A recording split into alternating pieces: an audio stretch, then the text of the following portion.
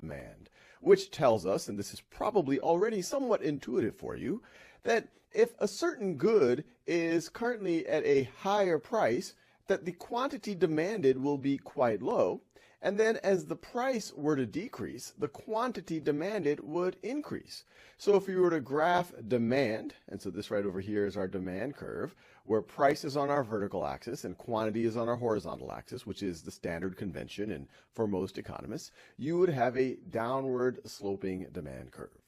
What we're going to do in this video is dig a little bit deeper into why we have that downward sloping demand curve. And I know what some of y'all are saying, well, it kind of makes common sense. As the price goes down, I would want more of that, and so would everyone else.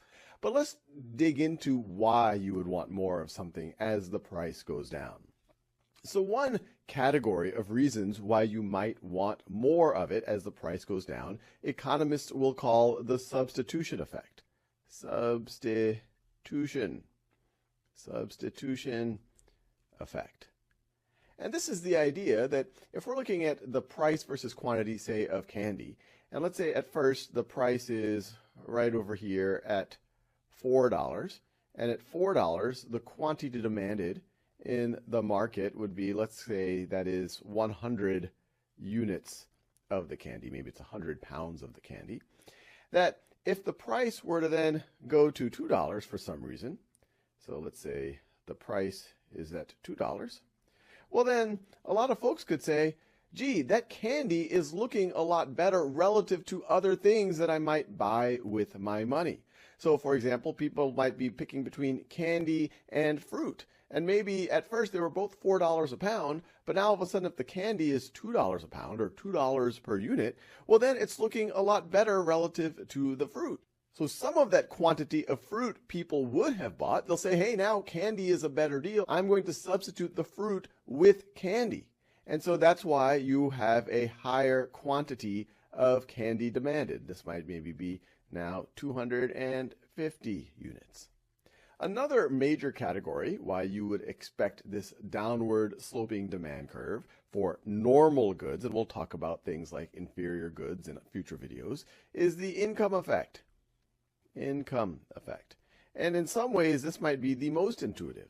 Well, if the price went from $4 to $2, well, the cost of those 100 units would now be half as much. It would go from $400 to $200. And so the market would have an extra $200 to use to buy things with. And some of that extra $200, they'll buy more candy with it. And they might also buy other things with that. Now, the last dimension that economists will often talk about for why the law of demand is downward sloping like this, and we talk about this in other videos, is this idea of decreasing marginal utility. And that's that idea that first, if you're just that first amount of candy, there's going to be people in the market who take a lot of value from it. They are just addicted to candy. Their bodies are dependent on that candy.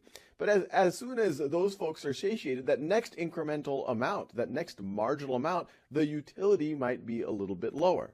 And so as you have more and more candy, the marginal utility goes down. And so that's another way of thinking about why we have a downward sloping demand curve.